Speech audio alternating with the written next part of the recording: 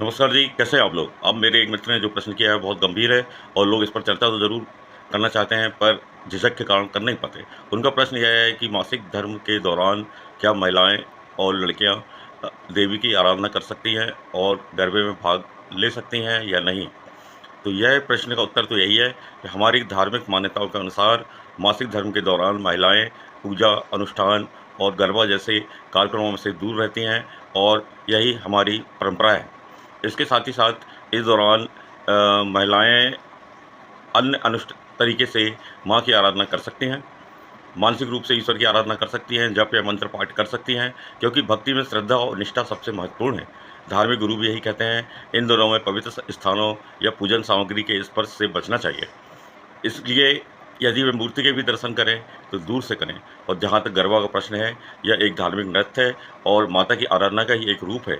और वैज्ञानिक दृष्टिकोण से भी देखें तो इस समय उन्हें आराम करना चाहिए, किसी और प्रकार की प्रॉब्लम हो सकती है। और गरबा को भले ही मार्केट ने एक इवेंट बना दिया है, परंतु ये हमारे माता की आराधना करने का एक रूप है। धर्मा एक गरबा कोई डांस नहीं, यह एक धार्मिक नृत्य है, हमें यह ध्यान रखना चाहिए।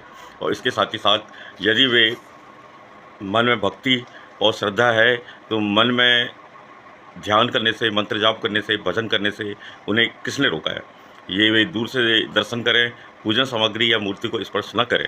और माता रानी तो 10 दिन के लिए आती हैं और मासिक धर्म का समय 3 या 4 दिन का होता है, तो उन्हें पूरा मौका मिलेगा, वे पूजा कर सकती हैं। और यदि वे सोचती हैं कि किसी को क्या पता चलेगा, तो ये तो फिर उनकी धारणा है, हर व्यक्ति की अलग-अलग धारणा होती है।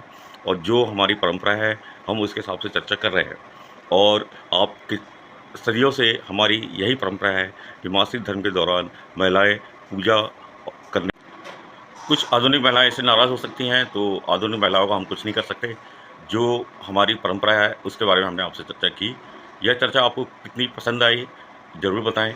और यदि बात पसंद आई हो तो इस वीडियो को लाइक करें और चैनल को सब्सक्राइब करना ना भूलें। तो अंत में यही कहेंगे कि जो हमारी सनातन परंपरा है उसके हिसाब से कुछ नियम बनाए गए हैं और हमें उसका पालन ज़रूर करना चाहिए। और यह नियम उन्होंने कुछ ना कुछ सोच कर ही बनाए होंगे। नमस्कार जी, धन्यवाद जी। मिलते हैं फिर किसी अन्य विषय के साथ। जय माता दी।